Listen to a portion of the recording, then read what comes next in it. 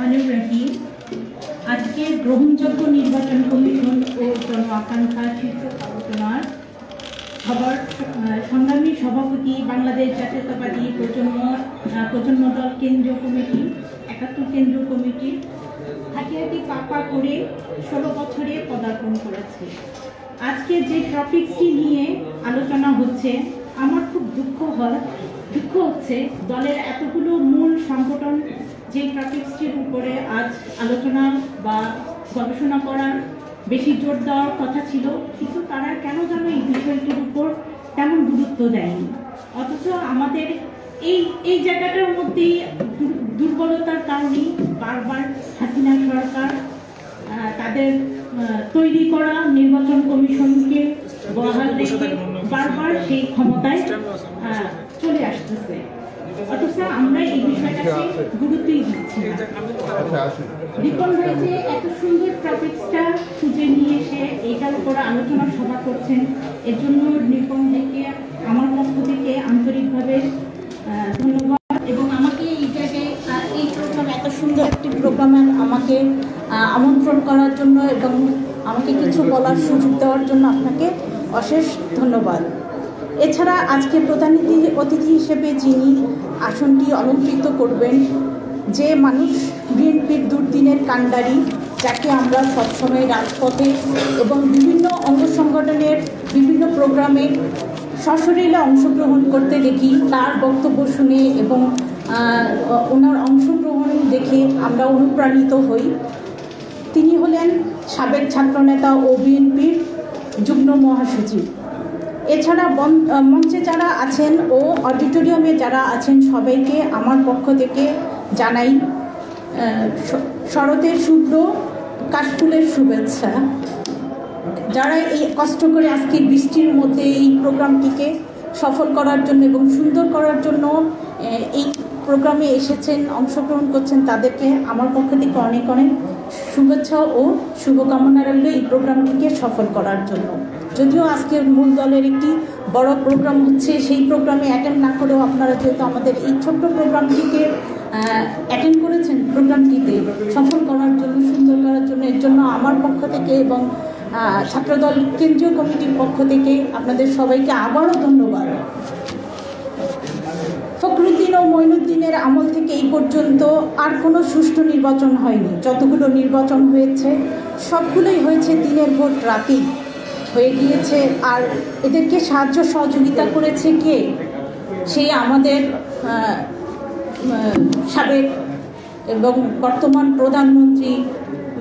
প্রধানমন্ত্রী যিনি এখন ক্ষমতায় অধিষ্ঠে আছেন এবং একতন্ত্র তৈরি করে তিনি ওনার নিজের অধীনেই বারবার নির্বাচন দিচ্ছেন এবং নিজেই জিতে যাচ্ছেন। তো এজন্য তাকে ফুললি সাপোর্ট করতেছে কে? পুলিশ প্রশাসন এবং নির্বাচন কমিশন। দীর্ঘদিন যাবৎ ২০০৮ থেকে ২০১৮ সাল পর্যন্ত যত নির্বাচন হয়েছে তা সাধারণত জনগণ নিজে ভোট দিতে পারেনি। তারা ভোট কেন্দ্রে যাওয়ার আগেই দেখা গিয়েছে তাদের ভোট পুলিশ বাহিনী আর না হলে ছাত্রলীগের সন্ত্রাস বাহিনী সেই ভোট দিয়ে দিয়েছে। আমাদের লক্ষ্য হবে বাংলাদেশের প্রতিটি ঘরে ঘরে আমার ভোট আমি দেব, যাকে খুশি তাকে দেব। এই স্লোগানটি শুধু আমাদের মুখেই স্লোগান হলেই হবে না, এটা আমাদেরকে বাস্তবে রূপান্তরিত করতে হবে। এবং বাস্তবে রূপান্তরিত করতে হলে কি করতে হবে? আমাদেরকে কঠোর আন্দোলনে নামতে হবে। শুধু আন্দোলন, আমরা শুধু সেমিনার, ভার্চুয়াল লাইভ এগুলো করলেই কিন্তু আমরা আমাদের সেই ভোটাধিকার পাবো না। আমরাও পাবো না, আমাদের সাধারণ জনগণকেও আমরা সেই অধিকার দিতে পারবো না। আমাদের সামনে উপস্থিত হয়েছেন বাংলাদেশ জাতীয়তাবাদী দল বিএনপির যুগ্ম মহাসচিব জনাব অ্যাডভোকেট রুহুল কবির রিজভী।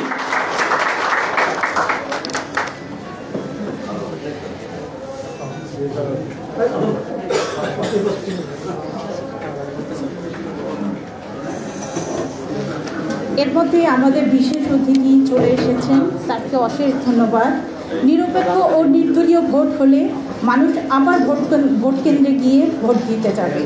আমার অনুরোধ থাকবে আগামী দেশ নায়ক ও আমাদের লিডার জনাব তারেক রহমানের কাছে আমাদের আরেকটি মুক্তিযুদ্ধের ডাক দিন, আমাদের আরেকটি মুক্তিযুদ্ধ করার নির্দেশ দিন, যেই মুক্তিযুদ্ধ হবে 90-এর স্বৈরাচার এরশাদ পতনের সেই প্রেক্ষাপট। আমরা চাই আবার সেই এরশাদের মতো আমরা রাজপথে যেভাবে জনসাধারণ, জননেতা, জনতা সব এক হয়ে আমরা আন্দোলন সংগ্রাম করে এরশাদকে পতন করেছি, ঠিক এই কুখ্যাত এই হাসিনা সরকারকেও আমরা এই ক্ষমতা থেকে বিতাড়িত করব এবং আমাদের মাননীয় সাবেক প্রধানমন্ত্রী এবং তিনবারের সফল প্রধানমন্ত্রী আমাদের দেশমাতা বেগম খালেদা জিয়াকে আমরা আবার তার জায়গায় আমরা পুনর্বার নির্বাচিত করে প্রধানমন্ত্রীত্বের আসনে অধিষ্ঠিত করে আমরা আমাদের সেই লক্ষ্যে পৌঁছে যাব এবং আমাদের সেই দৃঢ় প্রত্যয় থাকবে যে আমরা তাকে সেই আসনে তার শেষ নিঃশ্বাসের আগে পর্যন্ত আমরা যেন তাকে সেই আসনটি আমরা ফেরত দিতে পারি, এটাই হবে আমাদের লক্ষ্য। তাই আমাদের সবাইকে একই দল মত নির্বিশেষে সবাইকেই এই জিনিসটি লক্ষ্য রাখতে হবে যে জনগণের আকাঙ্ক্ষায় যে একটা সুষ্ঠু নির্বাচন হতে হবে, সেখানে অবশ্যই গ্রহণযোগ্য নির্বাচন কমিশন আমাদেরকেই সেটা সিলেক্ট করতে হবে। তাদের অধীনে তাদের হাতে বারবার এই দায়িত্ব দিলে আমরা কোনোদিনই সেই নির্বাচন জিততে পারবো না, আমরা কোনোদিনই সেই আমাদের মনের চাহিদাটা বা আমাদের জনগণের যে চাহিদাটা ভোট দেওয়ার সেটা আমরা কখনোই পূরণ করতে পারবো না। তাই সবার কাছে অনুরোধ রইল, আপনারা ভাই রাজনীতি, দলের রাজনীতি ও উত্তর মহানগর দক্ষিণ এইসব রাজনীতি ছেড়ে দিয়ে সবাই এক হয়ে শুধু আমাদের দলের কথা চিন্তা করে রাজপথে আসুন, কঠিন আন্দোলন করে তারেক রহমানকে শুধু বীরের বেশে আমরা মুখে বললেই হবে না যে আমরা বীরের বেশে তাকে দেশে ফিরিয়ে নিয়ে আসবো, সেটা বাস্তবেও প্রমাণ করে দেখাতে হবে। এই বলে আমি আমার সংক্ষিপ্ত বক্তব্য শেষ করছি। সবাইকে আবারও ধন্যবাদ। ধন্যবাদ গুরুত্বপূর্ণ বক্তব্য দেওয়ার জন্য। এখন আপনাদের সামনে বক্তব্য রাখবেন বাংলাদেশ জাতীয়তাবাদী মুক্তিযোদ্ধা দলের আন্তর্জাতিক বিষয়ক সম্পাদক বীর মুক্তিযোদ্ধা মোহাম্মদ শরীফ হোসেন। সংক্ষেপে বক্তব্য রাখবেন। আসসালামু আলাইকুম। রব্বি ইশরাহ লি সাদরি ওয়াসির লি আমরি ওয়াহলুল উকদাতাম মিন লিসানি ইয়াফকাহু কওলি। বিসমিল্লাহির রহমানির রহিম। এই পৃথিবী কীভাবে ধ্বংস হবে আমরা জানি না, কিন্তু বাংলাদেশ ধ্বংস হওয়ার জন্য জঘন্য রাজা, ঘুমন্ত প্রজা, বিকৃত মিডিয়া এবং কিছু দালাল প্রকৃতির রাজনীতিবিদের জন্যই আজকে আমাদের দেশের অবস্থা।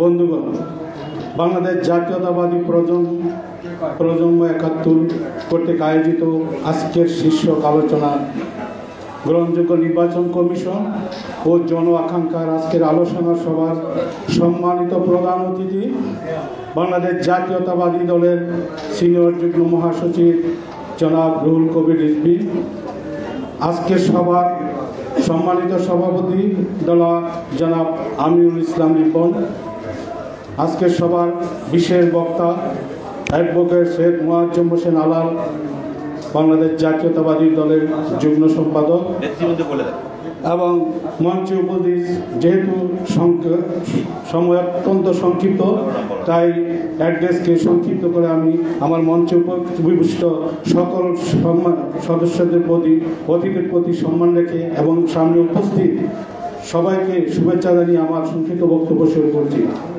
বন্ধুগণ, আপনারা জানেন আমরা দীর্ঘ 15টি বছর এই শাসন আমলে শেখ হাসিনার শাসনের রসাতলে পিষ্ট হতে চলেছি। আমরা বহুদিন বহু জায়গায় রাস্তায় দাঁড়িয়ে এই প্রেস ক্লাবে অনেক আলোচনা সভা করেছি এই সরকারকে পতনের জন্য। আজকে আমরা অনেক সময় দাবি করি শেখ খালেদা জিয়ার মুক্তি চাই, তারেক রহমানের দেশ স্বদেশ প্রত্যাবর্তন চাই, কিন্তু এই দাবি আমরা কার কাছে করব? আসুন আজকে থেকে আমরা প্রতিজ্ঞা করি আর কোনো দাবি নয়, একটাই দাবি হোক, আমরা সেইটা হবে শেখ হাসিনার পতন, শেখ হাসিনার পতন, শেখ হাসিনার পতন। আমরা যদি সেই এক এক দাফার ভিত্তিতে আমরা আমাদের সংগ্রামকে সামনের দিকে এগিয়ে নিয়ে যেতে পারি, তাহলে আমরা সকল দিকে আমাদের সফলতা অর্জন করতে পারবো। শেখ হাসিনা যে নির্বাচন কমিশন গঠন করবে, সেই নির্বাচন কমিশন আমরা কখনো মানি নাই, কখনো মানবো না, ভবিষ্যতেও মানবো না। আমাদের দ্বারাই গঠিত হবে, নিরপেক্ষ সরকারের দ্বারাই গঠিত হবে এই নির্বাচন কমিশন, যে নির্বাচনের কমিশনের অধীনে গঠিত হবে নিরপেক্ষ নির্বাচন এবং বাংলাদেশ জাতীয়তাবাদী দলের ক্ষমতায় দেশনেত্রী বেগম খালেদা জিয়াকে আবার আমরা পাবো সেই প্রধানমন্ত্রীর আসনে। দেশনায়ক তারেক রহমান ফিরে আসবেন আমাদের মধ্যে, এই প্রত্যাশা করেই আমি আমার সংক্ষিপ্ত বক্তব্য এখানে শেষ করছি। আল্লাহ হাফেজ। বাংলাদেশ জিন্দাবাদ, বাংলাদেশ জাতীয়তাবাদী মুক্তিযোদ্ধা দল জিন্দাবাদ, দেশনেত্রী বেগম খালেদা জিয়া জিন্দাবাদ, তারেক রহমান এগিয়ে চলো, আমরা আছি তোমার পাশে। ধন্যবাদ সবাইকে। এখন আপনাদের সামনে বক্তব্য রাখবেন বাংলাদেশ জাতীয়তাবাদী দল বিএনপির নির্বাহী কমিটির সদস্য, মানিকগঞ্জের কৃতি সন্তান, বাংলাদেশ জাতীয়তাবাদী দল বিএনপির সাবেক মহাসচিবের সুযোগ্য সন্তান, advocate Khandakar Abdul Hamid Dablu. Advocate Khandakar Abdul Hamid W.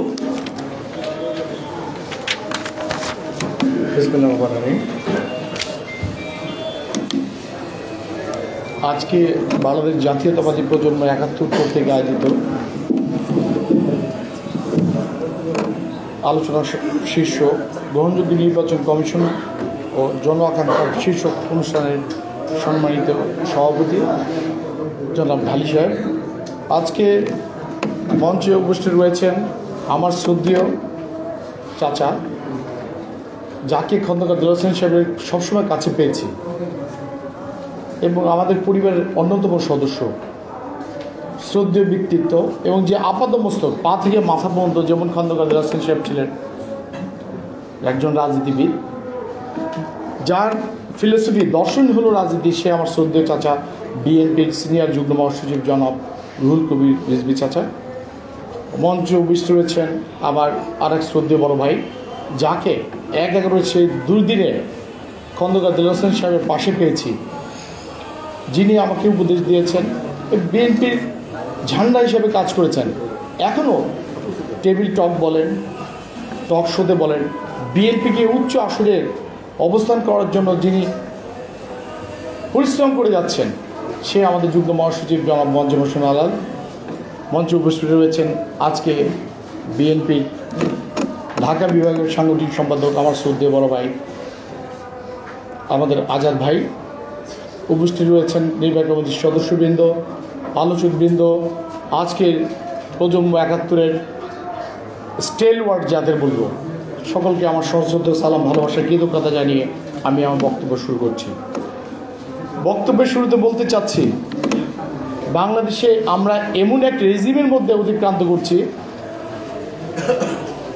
যে সরকার, this is neither democratic government or autocratic government. এখানে হবুচন্দ্র রাজা, গবুচন্দ্র মন্ত্রী, এই অবস্থা বিরাজ করছে। এদেশের স্বাধীনতা সার্বভৌমত্ব ভূলুণ্ঠিত হচ্ছে। আপনারা যে আজকে এজেন্ডা দিয়ে আলোচনার এজেন্ডা দিয়েছেন গ্রহণযোগ্য নির্বাচন কমিশন, আপনি বলেন বাংলাদেশের কনস্টিটিউশনে ১১৮-তে উল্লেখ রয়েছে একটা কনস্টিটিউশনাল পোস্ট হলো আপনার নির্বাচন কমিশন। কনস্টিটিউশনাল পোস্ট হলে this is the secret duty of the election commissioner to hold the free and fair election. একটা ফ্রি এবং ফেয়ার ইলেকশন হোল্ড করা কিন্তু নির্বাচন কমিশনের পবিত্র দায়িত্ব। আপনারা ৫ বছরের জন্য যে নির্বাচন কমিশন নির্বাচিত হবে, এদেশে গ্রহণযোগ্য একজন নির্বাচন কমিশন থাকবে, সে দেশের গণতন্ত্রকে উত্তরণ করার জন্য সে কাজ করে যাবেন। কিন্তু আমাদের দেখেছেন নির্বাচন কমিশনের কার্যকলাপ, নির্বাচন কমিশনের মধ্যেই যে আমাদের তালুকদার সাহেব ছিলেন, তিনি বলেছেন যে এই নির্বাচন তার সক্রিয়তা হারিয়েছে। যত নির্বাচন এই নির্বাচন কমিশন করেছে, সে কোনো নির্বাচনে গ্রহণযোগ্য ছিল না। সুতরাং আমি যে কথাটি বলতে যাচ্ছি, আমাদের গলা ফাটিয়ে লাভ হবে না। আমরা সার্চ কমিটি করেও কিন্তু একজন গ্রহণযোগ্য নির্বাচন কমিশন বের করতে পারবো না, unless until there is a proper agitation or proper movement. একটা মুভমেন্ট যদি আমরা না করতে পারি, একটা আন্দোলন না করতে পারি, একটা সংগ্রাম না করতে পারি, এই নিরপেক্ষ নির্বাচন কমিশন কখনো গঠন হতে পারে না। একটা নির্বাচন কমিশন কে নিয়োগ দিচ্ছে? নির্বাচন কমিশন কে নিয়োগ দিচ্ছে? রাষ্ট্রপতি। রাষ্ট্রপতি তো একটা puppet state head. Puppet state head বোঝাচ্ছে উনি তো কোনো কথাই বলতে পারেন না, ওনার কোনো সক্রিয়তা নাই, স্বাধীনতা নাই, ব্যক্তির স্বাধীনতা নেই, কোনো কিছু নেই। প্রধানমন্ত্রী যা বলছেন রাষ্ট্রপতি তাই করছেন। সুতরাং প্রধানমন্ত্রী বানিয়ে দিবেন একজন নির্বাচন কমিশন, সেই নির্বাচন কমিশনকে নিয়োগ দিবেন রাষ্ট্রপতি। সুতরাং যতদিন এই প্রধানমন্ত্রী থাকবেন, যতদিন এই সরকার ক্ষমতা অধিষ্ঠিত থাকবেন, এই দেশে কখনো নিরপেক্ষ নির্বাচন হতে পারবে না। আমি নির্বিচারের উদ্দেশ্যে বলতে চাই যে আমরা বোধহয় আমাদের মুভমেন্টটা আলোচনাটা বোধহয় আমাদের নির্বাচন কমিশনের অধীনে না রেখে আমরা আলোচনা করি যে কীভাবে আমরা দেশনেত্রীকে মুক্ত করতে পারি। আমরা যদি একটি লক্ষ্য উদ্দেশ্যকে নিয়ে সামনে মার্চ করতে পারি, দেশনেত্রী বেগম খালেদা জিয়াকে মুক্তি করা, এই মুক্তি করার আন্দোলনের মাধ্যমে আমি বিশ্বাস করি যে আজকে এই দেশে নিরপেক্ষ নির্বাচন হবে, নিরপেক্ষ নির্বাচন কমিশনের নিয়োগ হবে এবং এই দেশের গণতন্ত্রের উত্তরণ হবে। গণতন্ত্র উত্তরণের পূর্ব শর্ত দেশনেত্রীকে মুক্ত করা। সুতরাং আমাদের যে ফিলসফি, যে দর্শন রয়েছে খালেদা জিয়া এবং তারেক রহমান এবং আমাদের জিয়ার দর্শন, ওনাদের আদর্শ থেকে যদি আমরা ডেভিয়েট করি, ওনাদের আদর্শ থেকে যদি আমরা বিচ্ছিন্ন হয়ে যাই, তাহলে এই দেশে গণতন্ত্র কখনো প্রতিষ্ঠিত হবে না। সুতরাং আমাদের যতই চিৎকার করি, আপনারা দেখেন বেগম খালেদা জিয়ার আন্দোলন অর্থাৎ তার মুক্তির আন্দোলনটা কিন্তু আস্তে আস্তে ম্লান হয়ে যাচ্ছে। এই ম্লান থেকে দূর হয়ে আমাদের একটি লক্ষ্য উদ্দেশ্য থাকতে হবে, আমাদের দেশনেত্রীকে, আমাদের মাতাকে মুক্ত করতে হবে। আর একটি কথা বলতে চাই যে আপনারা জানেন ফ্রান্স রেভলিউশন হয়েছে, রাশিয়ার রেভলিউশন। প্রত্যেকটা রেভলিউশন কিন্তু ব্লাডশেড ছাড়া কোনো রেভলিউশন হতে পারে না। সুতরাং এই দেশ থেকে যদি এই জগদ্দল পাথর গভর্নমেন্টকে আপনারা যদি সরাতে চান, তাহলে আমি দ্ব্যর্থহীন কণ্ঠে বলতে চাই যে আপনারা প্রথমেই যে কাজটি করতে হবে, মুভমেন্ট করতে হবে। মুভমেন্ট করার জন্য একদল সুসংগঠিত মিলিটেন্ট ফোর্স তৈরি থাকতে হবে, যারা দেশের গণতন্ত্রের জন্য নিজেকে উৎসর্গ করতে পারবে। আর দেশের গণতন্ত্রের জন্য নিজেকে তখনই উৎসর্গ করতে পারবে যখন আপনার সাথে নেতাকর্মীদের দূরত্ব, ভেদাভেদ, ভালোবাসার যখন হৃদ্যতা তৈরি হবে। সুতরাং হৃদ্যতা, একটু বলি সালাম ভাই, হৃদ্যতা ভালোবাসায় যদি কখনো তৈরি না হয়, তাহলে এই জনগণ এবং নেতাকর্মী বলেন, তারা নিজেকে কখনো স্যাক্রিফাইস করতে পারবে না। সুতরাং আমি বলতে চাই যে নেতাকর্মীদের সাথে ভেদাভেদ, ভালোবাসা এগুলো বাড়াতে হবে, ভেদাভেদ দূর করতে হবে এবং সঠিক আন্দোলনে ডাক দিতে হবে এবং প্রত্যেকটা নেতাকর্মীকে রাজপথে থাকতে হবে, কখনোই এই দেশের গণতন্ত্র উত্তরণ করতে পারবে। আমি আর একটি কথা বলতে চাই, ফ্রান্স রেভলিউশনে হিউম্যান রাইটস ডিক্লারেশনে একটি কথা হয়েছিল, মানুষের সবচেয়ে বড় মৌলিক অধিকার হলো আপনাকে হিউম্যান রাইটস বলতে right to life, right two security of the person, right two association. এগুলো যদি আপনারা নিশ্চিত না করতে পারেন, তাহলে কখনো জনগণের অধিকার নিশ্চিত করা যাবে না। আর ওই রেভলিউশনের মূল প্রতিপাদ্য ছিল, if the man is not to be compelled to have recourse against the tyranny and the oppression, যদি এই গণতান্ত্রিক অধিকার রক্ষা করার জন্য আপনার এই অধিকারগুলি আপনি যদি সম্বন্ধিত না রাখতে পারেন, তাহলে মানুষের পবিত্রতা, insurrection is for the people and the holiest of the rights and most indispensable of the duties. অর্থাৎ মূল প্রতিপাদ্য হলো, যদি এই অধিকারগুলি সরকার নিশ্চিত না করতে পারে, তাহলে এই সরকারকে উৎখাত করার আমাদের ইমানি দায়িত্ব, পবিত্র দায়িত্ব, সেই দায়িত্ব আপনারা পালন করবেন, এই আশা ব্যক্ত করে আমি বক্তব্য রাখা উচিত। আসসালামু আলাইকুম। ধন্যবাদ গুরুত্বপূর্ণ বক্তব্য রাখার জন্য। আমাদের আজকে প্রোগ্রামকে আলোকিত করার জন্য বিভিন্ন দূর দূরান্ত থেকে যেসব নেতৃবৃন্দ এসেছেন, আপনাদের সবাইকে ধন্যবাদ জানাই। আমাদের মাঝে আরও উপস্থিত রয়েছেন স্বাধীনতা ফোরামের সাংগঠনিক সম্পাদক জনাব মোহাম্মদ ফারুকুল ইসলাম। এখন আপনাদের সামনে বক্তব্য রাখবেন বাংলাদেশ জাতীয়তাবাদী দল বিএনপির কেন্দ্রীয় নির্বাহী কমিটির সদস্য জনাব আবু নাসের মোহাম্মদ রহমতুল্লাহ।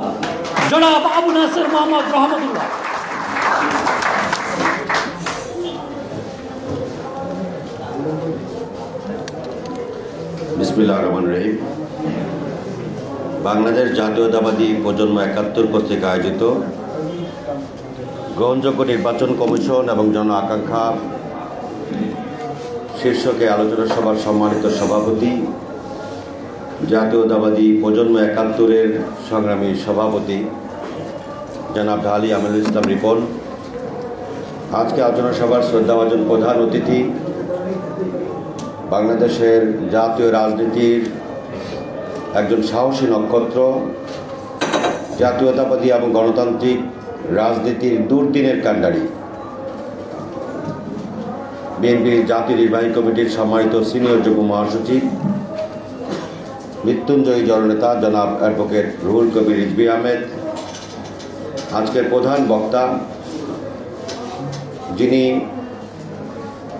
সারা দিন রাজনীতি করেন, রাতের বেলা মানুষকে রাজনৈতিক সচেতনতা বৃদ্ধির জন্য জাতীয়তাবাদী আদর্শের পক্ষে নিরলসভাবে সংগ্রাম করেন, একজন সুস্পষ্টবাদী এবং জ্ঞানগর্ভ আলোচনায় যিনি ইতিমধ্যেই জাতীয় রাজনীতিতে আলোচিত সমাদৃত আমাদের সে প্রিয় নেতা, জাতীয় নির্বাহী কমিটির সংগ্রামী যুগ্ম মহাসচিব অ্যাডভোকেট সৈয়দ মোয়াজ্জেম হোসেন আলাল। এখানে উপস্থিত আছেন সম্মানিত বিশেষ অতিথি হিসেবে বিএনপির জাতীয় নির্বাহী কমিটির সহ সাংগঠনিক সম্পাদক, জাতীয়তাবাদী যুবদলের সাবেক ভারপ্রাপ্ত সভাপতি জনাব অ্যাডভোকেট আব্দুল সালাম আজাদ।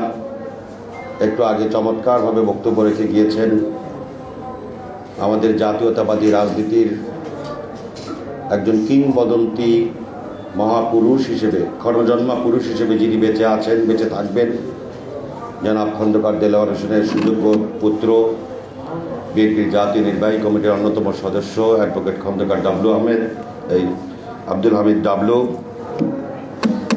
একটু আগে জনাব বীর মুক্তিযোদ্ধা জনাব শরীফ হোসেন, রাহেলা রঞ্জু সহ অন্যান্য নেতৃবৃন্দ, আজকের সঞ্চালক, সম্মানিত সুধী মণ্ডলী এবং সাংবাদিক বন্ধুগণ, আসসালামু আলাইকুম। বাংলাদেশের চলমান রাজনীতিতে আজকের যে বিষয়বস্তু, এই বিষয়বস্তুটি অত্যন্ত গুরুত্বপূর্ণ। একটি স্বাধীন দেশের সবচাইতে গুরুত্বপূর্ণ যে বিষয়গুলো রয়েছে তার মধ্যে অত্যন্ত গুরুত্বপূর্ণ বিষয় হচ্ছে নাগরিক অধিকার। নাগরিক অধিকারের মধ্যে সবচাইতে গুরুত্বপূর্ণ যে বিষয়টি, সেটি হচ্ছে একজন মানুষের ভোটের অধিকার। গত এক যুগের বেশি সময় ধরে এই দেশের মানুষ নাগরিক অধিকারের মধ্যে সবচাইতে গুরুত্বপূর্ণ এই ভোটের অধিকার থেকে বঞ্চিত। আর এই ভোটাধিকার যারা পরিচালনা করে সেটি হচ্ছে একটি নির্বাচন কমিশন। আর আওয়ামী লীগ সরকার ক্ষমতা আসার পর থেকে তাদের পদলেহী, তাদের অনুগত কিছু দালাল দিয়ে গত 2টি নির্বাচন কমিশন তারা পরিচালিত করেছে। আজকেও নির্বাচন কমিশনের মেয়াদ শেষের দিকে তারা পুনরায় তথাকথিত সার্চ কমিটির নামে পুনরায় একটা নাটক সাজিয়ে আবার তাদের দালাল শ্রেণী থেকে কয়েকজনকে বাছাই করে তথাকথিত নিরপেক্ষতার আদল দেখিয়ে তারা একটি নির্বাচন কমিশন গঠন করার দিকে এগিয়ে যাচ্ছে। আমাদের বন্ধু অ্যাডভোকেট খন্দকার আব্দুল হামিদ ডাবলু বলেছেন যে বেগম খালেদা জিয়ার মুক্তির আন্দোলন, নির্বাচন কমিশনের এই আন্দোলন বাদ দিয়ে বেগম খালেদা জিয়ার মুক্তির আন্দোলন করতে হবে। আমি তার সঙ্গে একমত। সবচাইতে বড় কথা হচ্ছে যে ছোট ছোট দাবি নিয়ে আসলে আমাদেরকে রাজপথে এখন নেমে কোনো উপায় নেই। আমরা যতই দাবি করি, যতই সাংবিধানিক বাধ্যবাধকতা থাকুক, তারা কিন্তু নিরপেক্ষ নির্বাচন কমিশন করবে না, সেটা আমরা জানি।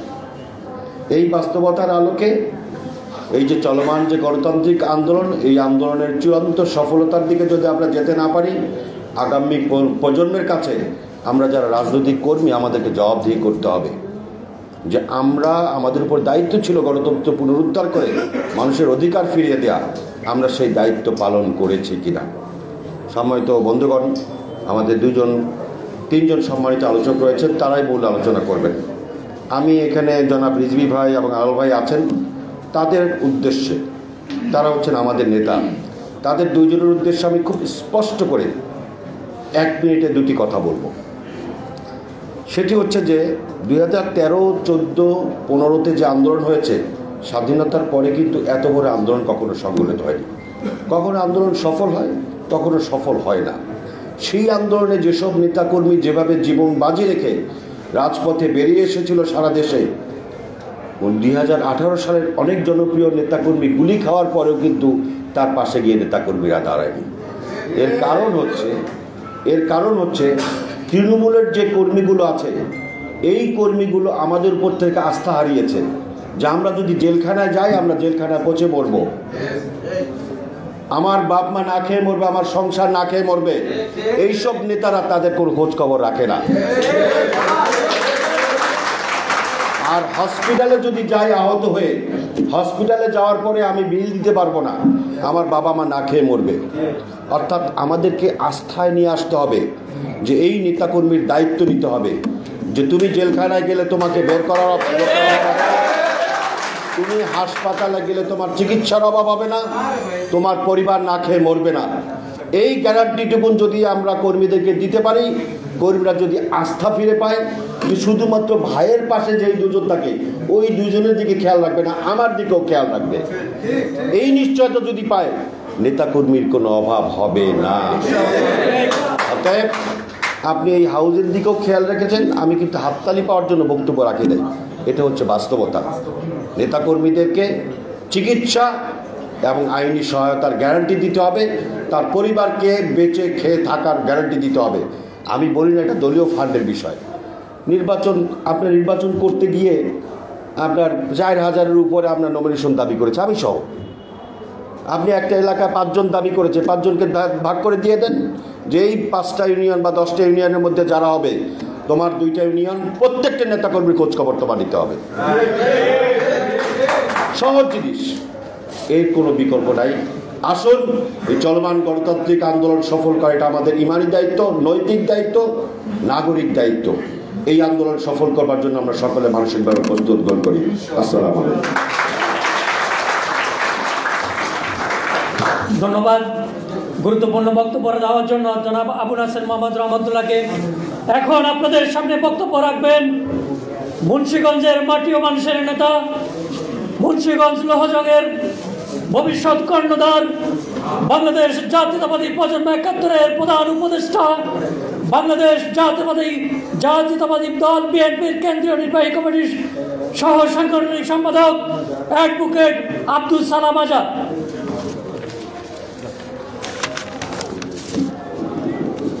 বিসমিল্লাহির রহমানির রহিম।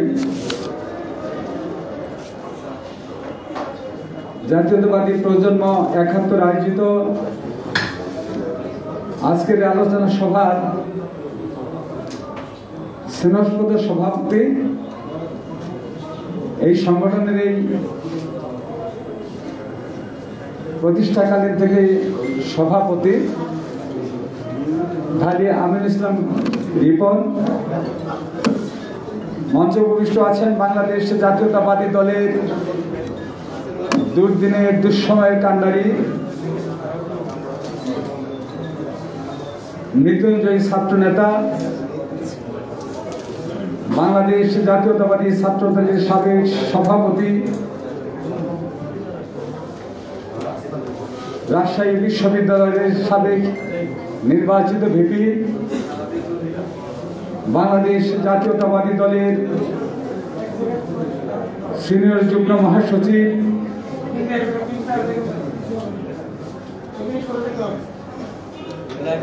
বাংলাদেশ জাতীয়তাবাদী দলের সর্বস্তরের নেতৃবৃন্দের একজন আত্মার আত্মীয়, দুর্দিনের দুঃসময়ে যাকে দায়িত্ব দিয়েছিলেন দেশনেত্রী বেগম খালেদা জিয়া, সে প্রয়াত মহাসচিব খন্দকার দেলোয়ার সাহেবের সাথে তিনি থাকতেন। সেই স্বৈরাচারী একাধারে সরকারের ভয়কে উপেক্ষা করে যখন বাংলাদেশের কোনো রাজনৈতিক নেতৃবৃন্দকে খুঁজে পাওয়া যায়নি, ঠিক সেই মুহূর্তে গণতন্ত্রের পক্ষে, দেশের পক্ষে, জনগণের পক্ষে, দেশনেত্রী বেগম খালেদা জিয়ার পক্ষে দাঁড়িয়েছিলেন যে দুজন ব্যক্তি, একজন আজকে আমাদের মাঝে নাই, খন্দকার দেলোয়ার আছেন আমাদের মাঝে, এসে আজকের এই সভার প্রধান অতিথি জননেতা রিজভী আহমেদ। মঞ্চে উপবিষ্ট আছেন বাংলাদেশ জাতীয়তাবাদী দলের প্রতিষ্ঠা লগ্ন থেকে হাঁটি হাঁটি পা পা করে সেই দক্ষিণবঙ্গ থেকে শুরু করে আজকে জাতীয়তাবাদী দলের যুবদলের সাধারণ সম্পাদক, সভাপতি এবং আজকের জাতীয়তাবাদী দলের যুগ্ম মহাসচিব অবস্থায় আসীন আছেন, অনেক মামলার আসামি, স্বৈরাচারী সরকারের আতঙ্ক, একজন স্পষ্টবাদী বক্তা, সাবেক এমপি, জননন্দিত নেতা জনাব মোয়াজ্জেম হোসেন আলাল উপস্থিত আছেন। ১-১১ থেকে যাকে চিনি, সেই ১-১১ পক্ষে, জনগণের পক্ষে এবং নেতৃত্বের পক্ষে কথা বলেছিলেন, আন্দোলন সংগ্রাম করেছিলেন এবং এই প্রেস ক্লাব ভিত্তিক সর্বপ্রথম যিনি জনগণের পক্ষে, গণতন্ত্রের পক্ষে আত্মপ্রকাশ করেছিলেন এবং এই ধরনের সংগঠনের একজন অভিভাবক এবং বাংলাদেশ জাতীয়তাবাদী দলের অন্যতম সদস্য জনাব রহমতুল্লাহ এবং কিছুক্ষণ আগে বক্তব্য রাখলেন আমার অত্যন্ত কাছের আপনজন, আমার সেই শ্রদ্ধেয় নেতা, প্রয়াত নেতা খন্দকার দেলোয়ার হোসেনের সন্তান, বাংলাদেশ জাতীয়তাবাদী দলের অন্যতম নেতা জনাব আব্দুল হামিদ খান ডাবলু সহ আপনাদের এই সংগঠনের সর্বস্ত নেতৃবৃন্দ, আমি সংক্ষেপে বক্তব্য রাখবো। আজকে যে ইস্যুটি আপনারা বক্তব্য রেখেছেন এবং গ্রহণযোগ্য নির্বাচন কমিশন এবং জনগণের আকাঙ্ক্ষা, এই বিষয়ক যে আজকের যে আলোচনা সভা, আজকের সমস্ত বিষয়ে সরকার যদি গণতন্ত্রের সরকার হতো, সরকার যদি জনগণের সরকার হতো, এদেশে যদি নির্বাচিত সরকার হতো, তাহলে এই ধরনের বিষয়বস্তু নিয়ে আজকে আমাদেরকে আলোচনা সভা করার কথা নয়। এই সরকার গণতন্ত্রের উপর আঘাত এনেছে,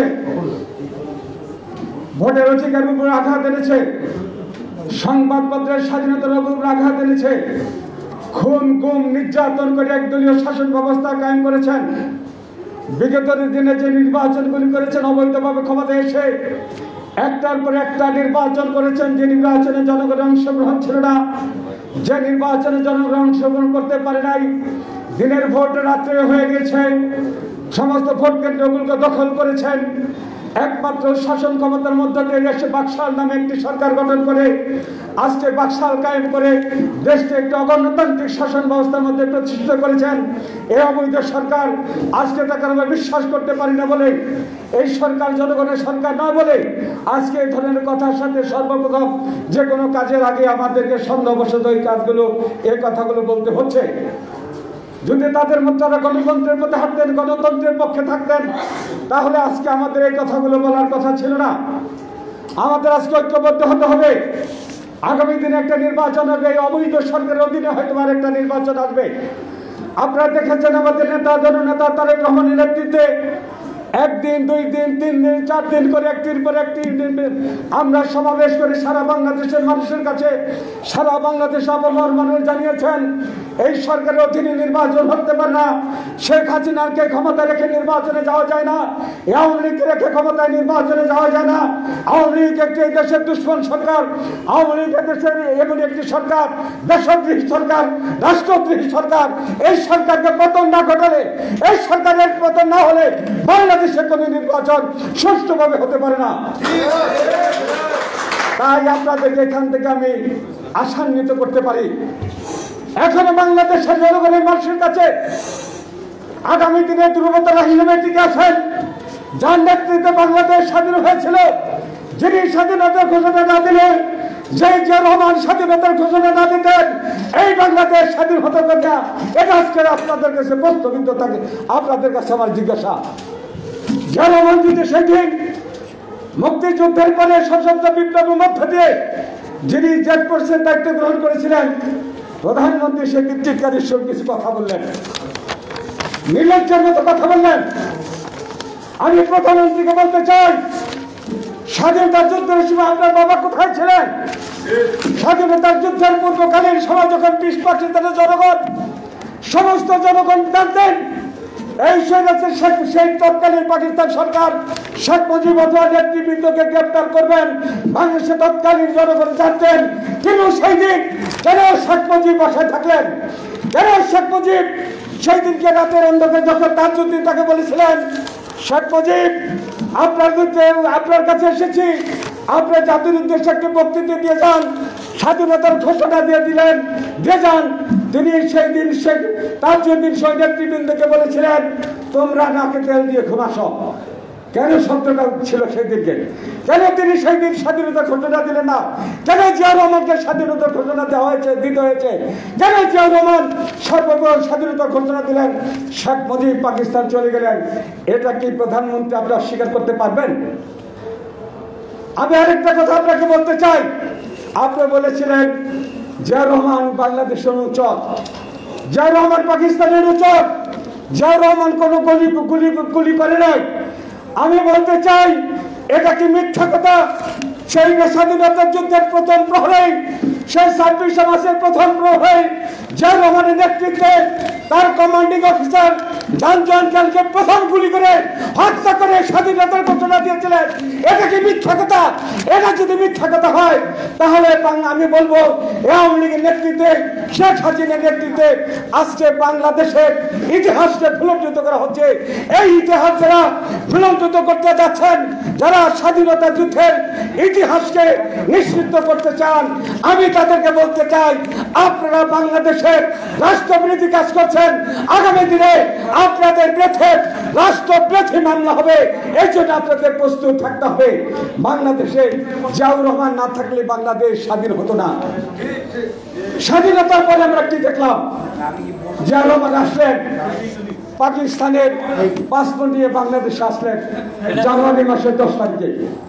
জিয়াউর রহমান শেখ মুজিব আসলেন, বাংলাদেশের মানুষ আশ্বাস আমরা আশায় থাকলাম তার নেতৃত্বে বাংলাদেশে গণতন্ত্র প্রতিষ্ঠিত হবে। এই বাংলাদেশের মানুষ উঠে দাঁড়াবে, বহুদলীয় গণতন্ত্র থাকবে, মোটা কাপড়ের মধ্য দিয়ে বাংলাদেশের মানুষ আবার পৃথিবীর মানচিত্রে তার নেতৃত্বে বাংলাদেশ স্বাধীন হয়েছিল। আবার আমরা সুখী সমৃদ্ধশালী একটি রাষ্ট্র ব্যবস্থা কায়েম করব। 71 থেকে 75 পর্যন্ত জননেত্রী শেখ হাসিনা আপনার বাবার শাসনকালটা কি ছিল? আপনার বাবার আমলে 40,000 মায়ের মুখ খালি করা হয়েছিল। আজকে গুমের কথা বলেন, ওই আওয়ামী লীগই গুম করেছিল 71 থেকে 75 পর্যন্ত। আবার আপনারা শুরু করেছেন সেই বাবার উত্তরাধিকারী হিসাবে আজকে আমাদের এই দলের এবং জনগণের যারা গণতন্ত্রের পক্ষে কথা বলেন, দেশের পক্ষে কথা বলেন, তাদেরকে গুম করা হয়েছে। প্রায় 600 নেতা কর্মীকে গুম করা হয়েছে এই আওয়ামী লীগের নেতৃত্বে, এই শেখ হাসিনার কারণে। কারণ তারা গণতন্ত্র চায়, তারা দেশটাকে সুন্দর মতো শাসন চায়। আজকে দেশে এই গণতন্ত্রের পক্ষে কথা বলতে গেলে গুম আজকে নিত্যদিনের ব্যাপার হয়ে দাঁড়িয়েছে। আজকে সংবাদপত্র শেখ মুজিব যে কাজটা করেছিলেন, শেখ হাসিনা সে কাজটা করছেন। আজকে সংবাদপত্রে নাই, কথা বলার অধিকার নাই, কথা বলতে দেওয়া হয় না। আজকে যার যে সমস্ত সাংবাদিকরা কথা বলেন তাদেরকে গুম করা হয়, পত্রিকা বন্ধ করে দেওয়া হয়, সংবাদপত্রগুলোকে বন্ধ করে দেওয়া হয়, টেলিভিশনকে বন্ধ করে, অনেকগুলো টেলিভিশনকে বন্ধ করেছে এই শেখ হাসিনার নেতৃত্বে। আমরা বলতে চাই আজকে আমাদের সেই ধ্রুবতারা জিয়াউর রহমানের উত্তরসূরিকে আমাদের মাঝে রেখে গিয়েছেন। আজকে বেগম খালেদা জিয়াকে কারাগারে নিয়ে এই সরকার ভেবেছিলেন বেগম খালেদা জিয়াকে কারাগারে যদি না হয় বাংলাদেশ নামে দলটি থাকবে না। আজকে বাংলাদেশ মানুষের মাঝে টিকে আছে, গণতন্ত্রের পক্ষে টিকে আছে। আজকে সেই ধ্রুবতারা জিয়াউর রহমানের উত্তরসূরি জননেতা তারেক রহমানের নেতৃত্বে বাংলাদেশে আরেকটি বিপ্লব হবে, আরেকটি যুদ্ধ হবে। বাংলাদেশে এই স্বৈরাচারী সরকারের পতন হবে জননেতা তারেক রহমানের নেতৃত্বে। আজকে আমাদের ঐক্যবদ্ধ হন, আমরা দিনে সংগ্রাম এবং আন্দোলনের মধ্য দিয়ে এই স্বৈরাচারী সরকারের পতন হবে আশাবাদ ব্যক্ত করে আমি আমার বক্তব্য শেষ করছি। খোদা হবে। বাংলাদেশ জাতীয়তাবাদী দলের নেত্রী দেশনেত্রী বেগম খালেদা জিয়া জিন্দাবাদ, জননেতা তারেক রহমান দীর্ঘজীবী হন জিন্দাবাদ, বেগম এবং আমাদের প্রিয় নেতা শহীদ রাষ্ট্রপতি জিয়া রহমান অমর হোক। আপনাদের ধন্যবাদ। ধন্যবাদ গুরুত্বপূর্ণ বক্তব্য দেওয়ার জন্য। এখন আপনাদের সামনে বক্তব্য রাখবেন সাবেক যুব দলের আইকন, বাংলাদেশ জাতীয়তাবাদী দল বিএনপির যুগ্ম মহাসচিব জনাব অ্যাডভোকেট সৈয়দ মোয়াজ্জেম হোসেন আলাল। জনাব অ্যাডভোকেট সৈয়দ মোয়াজ্জেম হোসেন আলাল।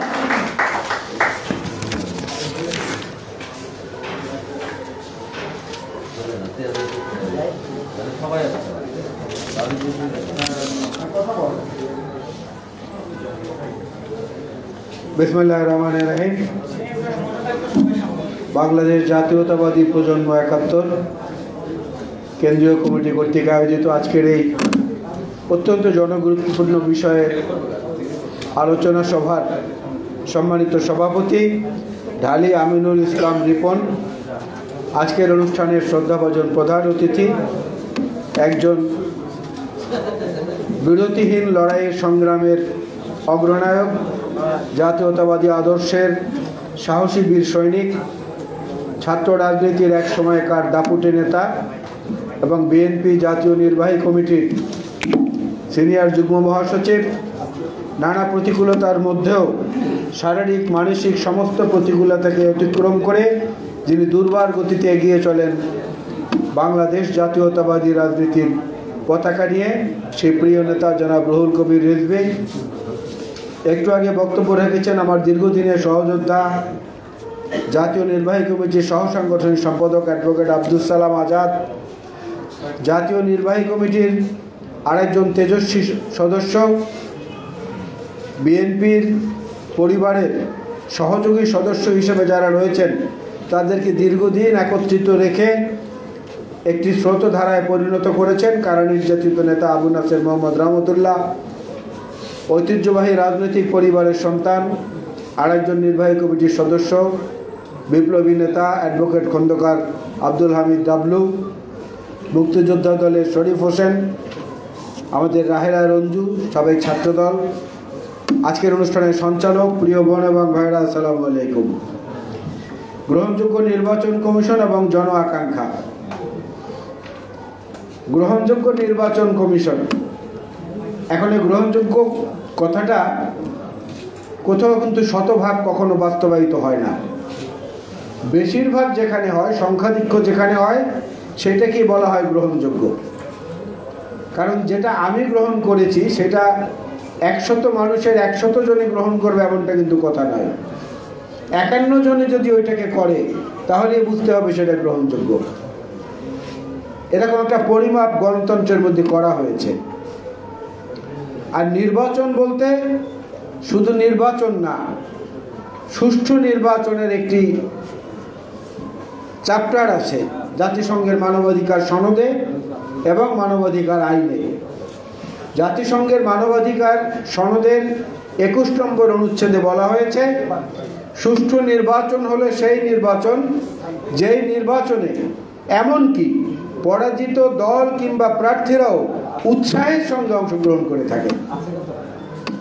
এখন বাংলাদেশে উৎসাহের সঙ্গে কে কোথায় অংশগ্রহণ করে আপনারা আমরা সবাই তো দেখছি বসে বসে যে কোথায় কি নির্বাচন হচ্ছে। ছাত্রলীগ, যুবলীগ, আওয়ামী লীগের নেতারা পর্যন্ত আফসোস করেছেন যে ২০১৮ নির্বাচন কোত্থেকে হয়ে গেল আমরা নিজেরাও বুঝলাম না। মেসির কিংবা ম্যারাডোনা সেই ফুটবলের গোলের মতো হঠাৎ করে মাঠে গিয়ে পৌঁছানোর আগে খেলা শেষ, ওরা নিজেরাও ভোট দিতে পারে নাই। সুতরাং সেখানে আমরা কি করেছি সেটা তো ভিন্ন কথা, তারা নিজেরাও ভোট দিতে পারে নাই, আফসোসটা তাদের রয়েছে। আর ভোট দেখার জন্য আমাদের এখন মানে সিইসি এখন রাশিয়ায়, যেখানে আদৌ কোনো ভোটের সিস্টেমই নাই, সেইখানে ভোট পর্যবেক্ষণে গেছেন। এর আগে গেছেন চীনে, যেখানে একদলীয় পদ্ধতি সেখানে। তো যে লোক বাজারের মধ্যে যায়, মাছের বাজারে সারাক্ষণ বসে থাকে, সে মসজিদের পরিবেশ বুঝতে তার একটু নিজের পরিবর্তন হতে হয়, না হলে সে বুঝবে না। তো মাছ বাজারে ঘুরে বেড়ানো লোক দিয়ে মসজিদের পবিত্র নামাজের জামাতের চিন্তা যেভাবে করা যায় না, এই নির্বাচন কমিশন দিয়েও সেইভাবে বিশুদ্ধ নির্বাচন, গ্রহণযোগ্য নির্বাচন আশা করা যায় না, এটা প্রমাণিত। এটা নিয়ে বিতর্কের কোনো সুযোগ নেই, কোনো অবকাশ নেই। আবু নাসের মোহাম্মদ রহমতুল্লাহ কিছু স্পর্শকাতর কথা এখানে বলেছেন। সেই বিষয়ে আমার যেটা বক্তব্য, আমরা দায়িত্বহীনতার পরিচয় দিচ্ছি অনেক জায়গায়, এ কথাটি ঠিক। তারপরেও একটি আদর্শের মধ্যে যারা নিজেদেরকে ধারালো করেছেন, আমাদের সেই সকল নেতাকর্মীরা কিন্তু এখন পর্যন্ত কোনো প্রলোভনে, কোনো অত্যাচারে, কোনো নির্যাতনে, কোনো রকম স্যাক্রিফাইসের ব্যাপারে তারা পিছপা হননি এবং এই বিএনপির তাঁবু ছেড়ে অন্য কোথাও যাননি। সুবিধাবাদী সব জায়গায় থাকে। একটি গাছের যত ফল হবে সমস্ত ফল একই রকম সুস্বাদু হবে এটা মনে করার কোনো কারণ নেই। আর 50টা আম যদি পাকে, 50টা আম যদি একটি ডালে থাকে, সেই ডালে 35-40টা পাকলেই কিন্তু পুরো আমটা পেড়ে ফেলা হয়। বাকি 10টা কাঁচা কিনা সবুজ কিনা এর জন্য অপেক্ষা করে না গাছের মালিক। সুতরাং যারা উপরের দিকে রয়েছে তাদের দায়িত্বেরও কিছুটা সীমাবদ্ধতা আছে, বুঝতে হবে। তাদেরকেও তো সেইভাবেই একইভাবে সব কিছু নষ্ট করে দেওয়া হয়েছে। আওয়ামী লীগের কিছু চরিত্র আছে, এই চরিত্রের ব্যাকরণের মধ্যে যদি কেউ না পড়ে, সে নিজের দলের হলেও তার বেলায় কোনো রেহাই নেই। যদি তাই না হয় তাহলে এত আদরের ইসমাইল হোসেন সম্রাট জেলখানায় কেন? তাই যদি না হয় এত প্রিয়, বিশেষ করে রাতের আধারের প্রিয় পাপিয়া কেন জেলখানায় থাকবে? যদি তাই না হয় তাহলে জিকে শামীম কিংবা খালিদ মাহমুদ চৌধুরী এরা জেলখানায় কেন থাকবে? এদের প্রত্যেকের সঙ্গে তো প্রধানমন্ত্রীর ছবি আছে, প্রধানমন্ত্রীর সঙ্গে অনুষ্ঠানে ডাক্তার শাহেদের ছবি আছে, ডাক্তার সাবরিনার ছবি আছে। তারা কেন অপ্রিয় হয়ে গেল? অর্থাৎ ভাগাভাগি মেলে নাই, এবং সেই ভাগাভাগি না মেলার কারণে যখন দ্বন্দ্বটা শুরু হয়েছে সেই দ্বন্দ্ব আর নিজেরা নিয়ন্ত্রণ করতে পারে নাই।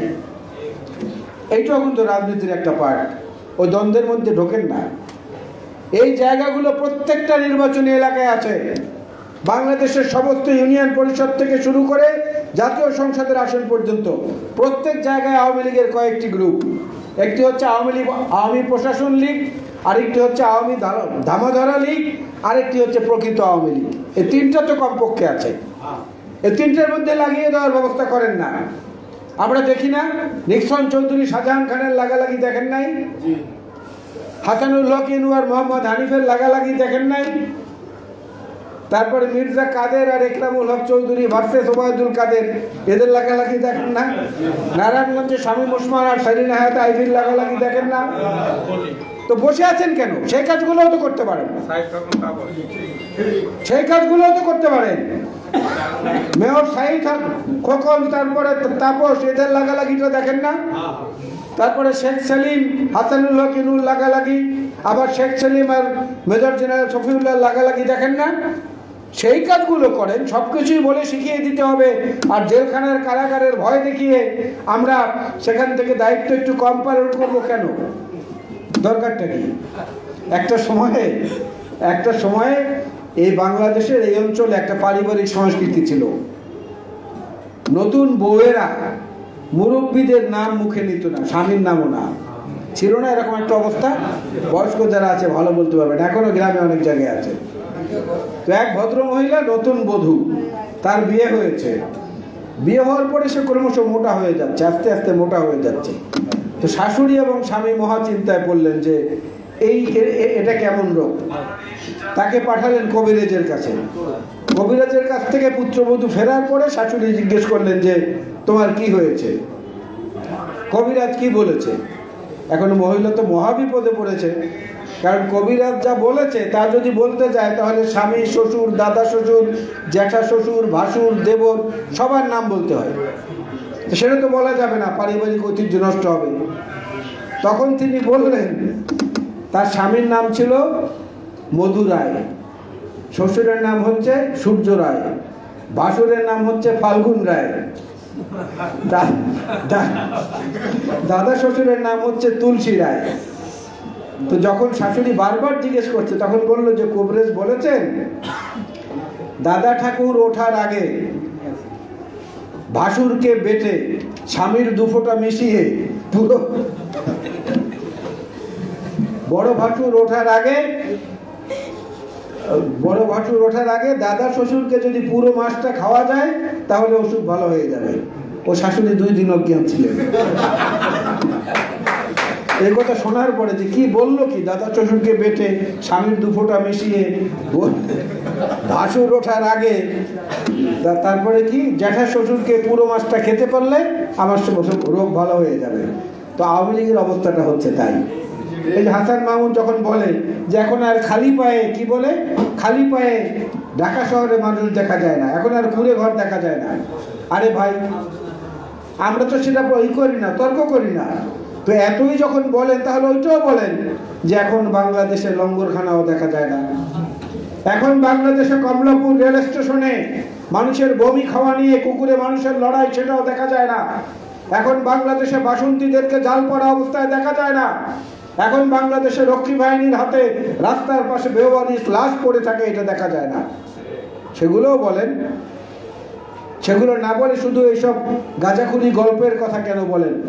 যাত্রাপালের নায়কের মতো। রাস্তার কাজ চলছে, দেখেন না অনেক জায়গায় রাস্তার কাজ চলে, সাইনবোর্ড দেওয়া হয় রাস্তা বন্ধ কাজ চলছে, আর আওয়ামী লীগের বেলায় হচ্ছে উল্টোটা, বলে যে কাজ বন্ধ রাস্তা চলছে, সাইনবোর্ড লাগিয়ে দিয়েছে। সত্যি এরকম লেখা দেখেছি, কাজ বন্ধ রাস্তা চলছে। আবার লিখেছে করোনার সময় দূরত্ব বজায় রাখুন, প্রতি চেয়ারে 2 জন করে বসুন। তো এই আওয়ামী লীগের সঙ্গে তর্ক করে পারা যাবে না, কাজ করতে হবে। যে কথাগুলো এখানে এসেছে, দেশনেত্রী বেগম খালেদা জিয়ার মুক্তি, সার্বজনীন ভোটাধিকার, এই সার্বজনীন ভোটাধিকার সবার আগে শেখ হাসিনা তার বাবার সঙ্গে প্রতারণা করেছেন, যাকে জাতির পিতা তারা বলেন, তার আদর্শের বাইরে চলে গেছেন। শেখ মুজিবের 6 দফার প্রথম দফাটাই ছিল, 1 নম্বর দফা ছিল সার্বজনীন ভোটাধিকারের ভিত্তিতে সমাজের সর্বস্তরে নির্বাচিত জনপ্রতিনিধির মাধ্যমে দেশ পরিচালনা করা। তার ঠিক উল্টো কাজটা আজকে তার কন্যা করছেন। শেখ মুজিবের 6 দফার 5 নম্বর দফাটা ছিল পূর্ব পাকিস্তানের কষ্টার্জিত বৈদেশিক মুদ্রা, সেটা পশ্চিম পাকিস্তানে পাচার হয়ে যায়। আর আজকে পশ্চিম পাকিস্তানে পাচার হয় না, আজকে মালয়েশিয়ায় পাচার হয়, কানাডায় হয়, মার্কিন যুক্তরাষ্ট্রে হয়, মধ্যপ্রাচ্যের দেশগুলোতে হয়, অফশোর আইল্যান্ডে হয়। এমনকি ছাত্রলীগের একটি জেলার সভাপতি সেক্রেটারি 3000 কোটি টাকা পাচার করে। আর এই পৃষ্ঠার অপর দিকে বেগম খালেদা জিয়াকে মিথ্যা মামলায় 2 কোটি টাকা এদিক ওদিক করার অপরাধে তাকে কারাগারে আটকে রাখা হয়েছে। তো এত কিছুর পরেও বুঝতে হবে, যেহেতু তারা বাটপারি করছেন, আমরা সেখানে একটু কৌশল যদি অবলম্বন করি, সেই কৌশলে আওয়ামী লীগের মধ্যে যে গৃহদাহ শুরু হয়েছে, যে গৃহ বিবাদ শুরু হয়েছে, এইটাকে যদি কাজে লাগাতে পারেন তাহলেও তাদেরকে নরম করা যাবে। আওয়ামী লীগ খুব গর্ব করে, প্রায় গর্ব করে বলে আওয়ামী লীগ হচ্ছে ইস্পাতের মতো কঠিন, করোনার চেয়ে শক্তিশালী, বলে না তারা বিভিন্ন সময়? হ্যাঁ, আওয়ামী লীগ ইস্পাতের মতো কঠিন, লোহার মতো শক্ত। লোহায় যখন জং ধরে আস্তে আস্তে আস্তে আস্তে আস্তে খেতে থাকে, হঠাৎ করে একদিন কয়েক টুকরো হয়ে ভেঙে পড়ে যায়। সামনে যে কর্মসূচি আসছে, সামনে যে আন্দোলন আসছে রাজপথে, এটা বিএনপির ক্ষমতায় আসার জন্য না, বাংলাদেশের স্বাধীনতা, সার্বভৌমত্ব এবং বাংলাদেশের মানুষের অধিকার ফেরত আনার যে লড়াই, সে লড়াইয়ে নেতৃত্ব দিতে হবে আমাদেরকে। আজকে এই যে কর্মসূচি যারা বলেছেন, আলাপ আলোচনা কিংবা এসি রুমে বসে সবার সেমিনারে কাজ হবে না, না কে বলেছে হবে না? হবে। এটাও একটা আন্দোলনের একটা অংশ, এটাও একটা অংশ, রাজপথেরটা যেভাবে অংশ, এটাও একটা অংশ। এখান থেকে প্রেরণা নিয়েই রাজপথে নামা যায়, সেই ব্যবস্থা আমরা দেখেছি অতীতে, বাংলাদেশেও সেটা হবে। কোনো জিনিসকে খাটো করে না দেখে, যে যেখানে যে অবস্থানের লড়াই আমরা আছি, এগুলোকে সমন্বিত করে একটা পথে প্রবাহিত করতে হবে।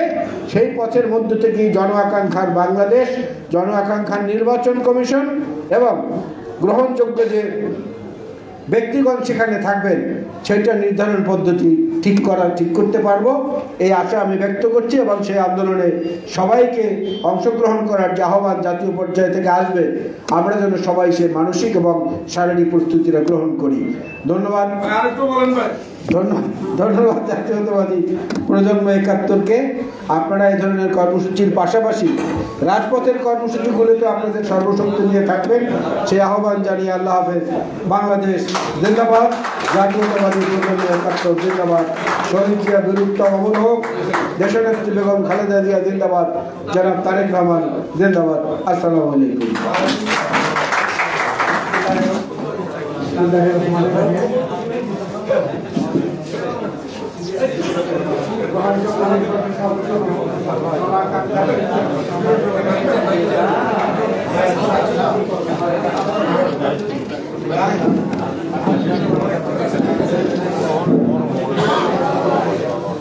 बिस्मिल्लाहिर्रहमानिर्रहीम। গ্রহণযোগ্য নির্বাচন কমিশন এবং জনআকাঙ্ক্ষা শীর্ষক আলোচনা সভা। আজকের প্রধান অতিথি সাবেক ছাত্রনেতা ১/১১ দুঃসময় কাণ্ডারি আমাদের প্রিয় নেতা বিএনপির যুগ্ম মহাসচিব অ্যাডভোকেট রুহুল কবির রিজভী।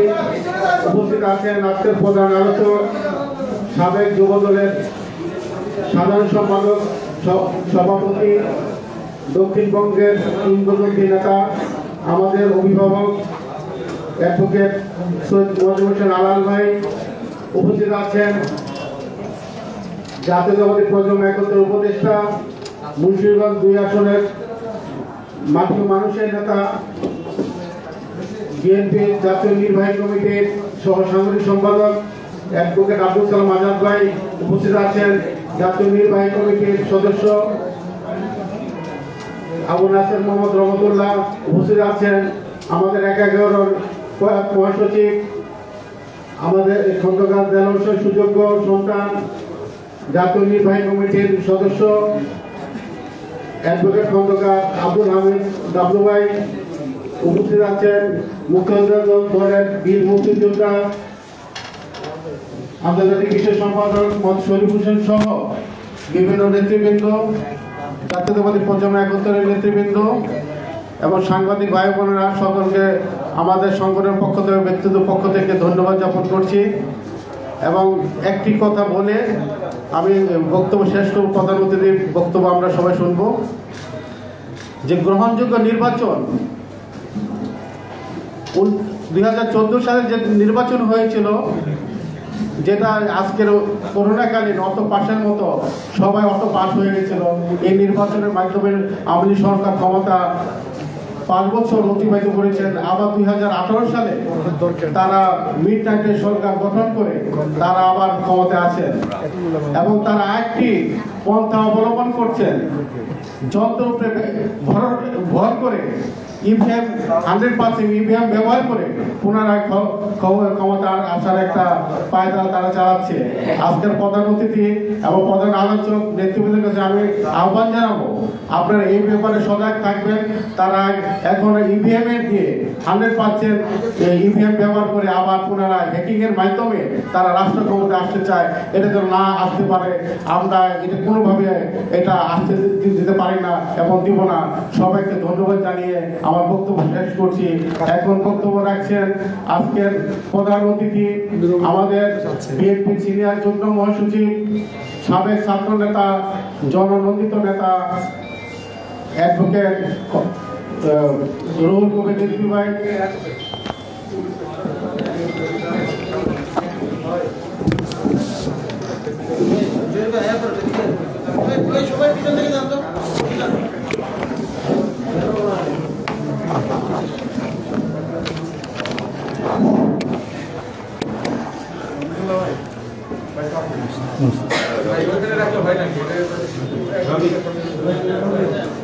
সম্মানিত সভাপতি, উপস্থিত রয়েছেন দলের সম্মানিত যুগ্ম মহাসচিব, সাবেক এমপি এবং এই সময়ে অত্যাচারী শৃঙ্খলের বিরুদ্ধে অনন্য বাগ্মী সৈয়দ মজিবুর হোসেন আলাল। উপস্থিত রয়েছেন বাংলাদেশ জাতীয়তাবাদী দলের অত্যন্ত দক্ষ সংগঠক,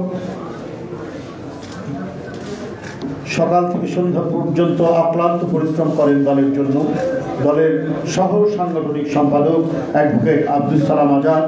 এখানে উপস্থিত রয়েছেন। যে কথাটি আলাল ভাই বলেছেন আমি তার সাথে একমত, যে দুঃসময়ের মাঝে বিভিন্ন কর্মসূচির মাধ্যমে দলকে জাগিয়ে রাখেন আবু নাসের রহমতুল্লাহ, বিএনপির জাতীয় নির্বাহী কমিটির সদস্য। উপস্থিত রয়েছেন আমার শুধু দলের জাতীয় নির্বাহী কমিটির সদস্যই নয়, ও নিজেই বলেছেন ভ্রাতুষ্পুত্রের মতোই, সন্তানের মতোই আইনজীবী অ্যাডভোকেট খন্দকার আব্দুল হামিদ ডাবলু। এখানে উপস্থিত রয়েছেন আরও অনেকে, সবার নাম আমি বলছি, এই মুহূর্তে বলার আর কোনো অবকাশ নেই। সবাইকে আমি আন্তরিক শুভেচ্ছা জানাচ্ছি। আর উপস্থিত রয়েছেন এখানে যারা দর্শক সারিতে, তাদেরকেও আমি আন্তরিক শুভেচ্ছা এবং মোবারকবাদ জানাই। অনেকক্ষণ ধরেই আপনারা কথা শুনছেন, আমাদের আলোচকবৃন্দে মূল্যবান আলোচনা শুনছেন। এটা কি জানেন, প্রতিপাদ্যতা হলো আজকের গ্রহণযোগ্য নির্বাচন কমিশন এবং জন আকাঙ্ক্ষা। জন আকাঙ্ক্ষা তো এটা সর্বজন বিদিত জন আকাঙ্ক্ষা কি সবাই আমরা তো জানি যে একটা স্বচ্ছ নির্বাচন হবে এবং জনগণ যাকে ইচ্ছা তাকে ভোট দিবে। দেশের মালিক কে? রাষ্ট্রের মালিক কে? জনগণ। এটা তো আওয়ামী লীগ ভুলে গেছে। এখন নির্বাচন কমিশন গঠন করবেন, তো নির্বাচন কমিশন গঠন করবেন কে এম নুরুল হুদার মতো লোক ছাড়া কি সরকার অন্য কাউকে পছন্দ করবে যিনি সুষ্ঠু অবাধ গ্রহণযোগ্য নির্বাচন করবেন? আর তিনি যদি করতেও চান সেটা কি পারবেন না। আমাদের এক বড় ভাই রাজশাহীতে এক পাড়ায় তিনি একটা খুব নাম করা ক্লাবের সভাপতি হয়েছিলেন। ওই আলাল ভাই একটা গল্প বললেন না, ওই ধারাবাহিকতায় আমি বলছি। উনি সাধারণ সম্পাদক করেছেন, জয়েন্ট সেক্রেটারি, ক্লাবের জয়েন্ট সেক্রেটারি, খুব মানে পাওয়ারফুল পদ। সভাপতিও আছে, বয়স্ক মানুষকে সভাপতি করা হয়, কিন্তু উনি খুব দক্ষ এবং ভালো ওই জন্য ওনাকে সাধারণ সম্পাদক করা হয়েছে। তো আমরা শুনলাম যে এরকম নাম করা ক্লাবের সাধারণ সম্পাদক হয়েছেন বাবু ভাই। খুবই ভদ্রলোক মানুষ, আমরা খুব রেসপেক্ট করি, আমাদের একটু ইমিডিয়েট সিনিয়র। তো 2 মাস পরে বাবু ভাইয়ের সাথে দেখা, বাবু ভাই ক্লাব কেমন চলছে? তো বলছে যে রিজভি আমি তো ক্লাব থেকে পদত্যাগ করি সাধারণ সম্পাদক পদে। কেন? বলছে ওখানকার প্রচার সম্পাদক মাতাল, ওখানকার কোষাধ্যক্ষ মাতাল, ওখানকার জয়েন্ট সেক্রেটারি মাতাল, ওখানকার সভাপতি মাতাল। তাই বললাম সবই যখন মাতাল তো সাধারণ সম্পাদক আপনারা একটা মাতাল খুঁজে নেন, আমার মতো নন মাতাল মানুষকে সাধারণ সম্পাদক করেন না। আপনার ডাকাতির নির্বাচন চাই প্রধানমন্ত্রী, দিনের ভোট রাত্রে করতে চান প্রধানমন্ত্রী, সেই নির্বাচনকে বৈধতা দান করেন তার সাঙ্গ পাঙ্গ মন্ত্রীরা, ওবায়দুল কাদের, হাসান মাহমুদ থেকে শুরু করে সবাই। তো সেই ক্ষেত্রে যদি আপনারা একজন ভালো লোককে নির্বাচন কমিশনও করেন, সে কি অবাধ সুষ্ঠু নির্বাচন করতে পারবে? সে পারবে না। যেখানে সব মাতাল সেখানে একজন নন মাতাল ভালো কিছু করতে পারবে? কিছু করতে পারবে না। এখানেও সেটা সম্ভব না। তো যাই হোক, আমি যে কথাটি বলছিলাম এর সাথে বলতে চাই, সেটি কালকে আপনারা দেখবেন সব খুব নাম করা পত্রিকার সামনের পাতা একেবারে শুধু একটি জন্মদিনের সংবাদ দিয়ে ঢাকা, অধিকাংশ পত্রিকা। তা প্রথমে পড়ে দেখলাম যে কী ব্যাপার, বাংলাদেশে কি হলো, এখানকার রাজনীতি কি পাল্টে গেল, এখানকে রাজা রানীর শাসন চলছে কিনা। আবার একবার পায়ে অ্যাক্সিডেন্ট হওয়াতে আমি চিকিৎসার জন্য থাইল্যান্ডে গিয়েছিলাম। তো সেখানে আবার চিকিৎসা চলছে। তো ওখানে ওইটা বোধ হয় ব্যাংকক গেজেট বা ব্যাংকক টাইমস এই ধরনের কিছু একটা পত্রিকা, আমার ঠিক এমন মুহূর্তে মনে পড়ছে না। তো সেখানে হঠাৎ দেখছি যে গোটা পাতা ঘুরে রানীর জন্মদিনের খবর। এইটা ওদের ট্র্যাডিশন, ঐতিহ্য। রাজা বা রানীর জন্মদিন হলে পরে সেটা ব্যাপকভাবে ক্রোড়পত্র বের হয়, ব্যাপক কাভারেজ হয়। যেখানে মোনার্কি আছে, রাজতন্ত্র আছে, এটাই স্বাভাবিক। আর কনস্টিটিউশনাল মানে রাজতন্ত্র যেখানে আছে, এমনকি ইংল্যান্ডেও রাজা রানীর জন্মদিন পালন হয় অত্যন্ত জাঁকজমক সহকারে। কিন্তু বাংলাদেশের অধিকাংশ পত্রিকা, আবার অনেক পত্রিকা সুশীল পত্রিকা নামে পরিচিত, তারও দেখি যে সামনের পাতা তো অত গুরুত্বপূর্ণ, শুধু একজন ব্যক্তির জন্মদিনের খবর দিয়ে ঢাকা পড়ে আছে। অদ্ভুত ব্যাপার তো, যে ঘটনা কি। এরপরে কালকে টেলিভিশনে দেখি যে আনন্দ শোভাযাত্রা, কত ঘটনা, কত মিছিল, কত কি চলছে ঘর দেশে। পরে জানছি যে বাংলাদেশের একজন প্রধানমন্ত্রী, তার নাম শেখ হাসিনা, তার হচ্ছে জন্মদিন। সেই জন্মদিনে এত আড়ম্বর, এত হইচই, এত রংচং মাখা উদযাপন করা হচ্ছে। তো এটা কি পরিবর্তন হয়ে গেছে নাকি? শেখ হাসিনা নিজেকে প্রধানমন্ত্রী বলেন, তো উনি তার প্রধানমন্ত্রী নন, উনি সম্রাজ্ঞী, উনি রানী। তাই পৃথিবীর কোনো দেশে আপনার ইংল্যান্ড এমনকি আমেরিকার রাষ্ট্রপতি তার জন্মদিন পালন হয় কিনা আমি জানি না, বা জন্মদিনে খবরের কাগজে এইভাবে ব্যাপকভাবে প্রতিবেদন ছাপায় কিনা আমার জানা নেই। গণতান্ত্রিক দেশে নির্বাচিত যারা জনপ্রতিনিধি প্রধানমন্ত্রী হন আর যে রাষ্ট্রপতি হন, সেখানে কিন্তু জন্মদিনের এইরকম আড়ম্বর এবং সকল দৈনিক পত্রিকার সামনের পাতা পিছনের পাতায় শুধু কলম লেখা হচ্ছে আর ছবিতে পরিপূর্ণ। তো এতেই বুঝে নেন যে গ্রহণযোগ্য নির্বাচন হবে কি করে। প্রধানমন্ত্রী তো প্রধানমন্ত্রী নন, তিনি সুলতানা রাজিয়ার মতো সুলতানা হয়ে গেছেন, তিনি প্রধানমন্ত্রী তো নন। যদি সত্যিকারের প্রধানমন্ত্রী থাকতেন তাহলে অবাধ গ্রহণযোগ্য ইনক্লুসিভ নির্বাচন দিতেন। সেই নির্বাচনে রাষ্ট্রের মালিক জনগণ যাকে ইচ্ছা ভোট দিত, সেই ভোটটাকেই ত্যায্য করে দিয়েছেন, পাতাল পুরীতে নিক্ষেপ করেছেন। সেই ভোট তো আর নেই। তাই তিনি কনস্টিটিউশনালি বলছেন না যে আমি সম্রাজ্ঞী, আমি মহারানী, কিন্তু বাস্তবে তিনি মহারানী। এবং ঠিক সেইভাবেই তার জন্মদিন গতকাল পালিত হয়েছে। এবং সবার সবচেয়ে আশ্চর্য লাগে যে সমস্ত পত্রিকা নিজেদেরকে সুশীল দাবি করেন, অত্যন্ত গণতন্ত্রের পক্ষে কথা বলেন বলে দাবি করেন, সেই সব পত্রিকার প্রথম পেজেতেও এমন নির্লজ্জভাবে প্রধানমন্ত্রীর জন্মদিনের ছবি ছাপা হয়েছে। সেটা এখন বলতেও আমাদের লজ্জা লাগছে। বলা হয়েছে গতকাল যেন আরব্য রজনীর আলিফ লাইলার কোনো একজন মহারানীর জন্মদিন পালিত হচ্ছে। ঠিক পরিবেশটা এরকমই ছিল। কালকে যদি আপনি টেলিভিশন দেখতেন তো সেখানেও সেই অবস্থা। আর সারাদিনের পত্রপত্রিকা দেখলেও মনে হচ্ছে যে আমরা আলিফ লাইলার যুগে ফিরে গেছি, আমরা আরব্য রজনীর যুগে ফিরে গেছি। ঠিক সেই পরিস্থিতি সেখানে চলছে। অবশ্য আরব্য রজনীর যুগ তো আওয়ামী লীগের ভিতরে আছেই। আলাল ভাই বলেছেন খুব ভালো করে যে বাংলাদেশ থেকে বাংলাদেশের নাকি এতই উন্নতি, সে উন্নতির কোনো শেষ নেই। কিন্তু যে সবচাইতে যে বড় উন্নতি, এইটা আবার আওয়ামী লীগের মন্ত্রীরা বলেন না। সেটা হচ্ছে টাকা পাচারের এত উন্নতি, 11 লক্ষ কোটি টাকা বাংলাদেশ থেকে ফ্লাই করে চলে গেল, ফ্লাইট হয়ে গেল। এই উন্নতির কথা তারা সেখানে বলেন না। এবং এই উন্নতির টাকা যেটা পাচার হয়ে গেল, সেটাই তো আজকে মার্কিন যুক্তরাষ্ট্রে, ক্যানাডায়, মালয়েশিয়ায়, যুক্তরাজ্যে, দুবাইয়ে সেখানে সুন্দর সুন্দর কটেজ কেনা হয়েছে, সুন্দর সুন্দর বাড়ি কেনা হয়েছে। তারা আরব্য রজনীর মধ্যে দিনাতিপাত করছেন। তারা যে কোনো মুহূর্তেই মনে করছে হঠাৎ যদি কিছু বাংলাদেশে ঘটে যায় তাহলে এই সমস্ত দেশে আমরা সুখের নীড়ে বাস করব, আমাদেরকে আর পাইকে।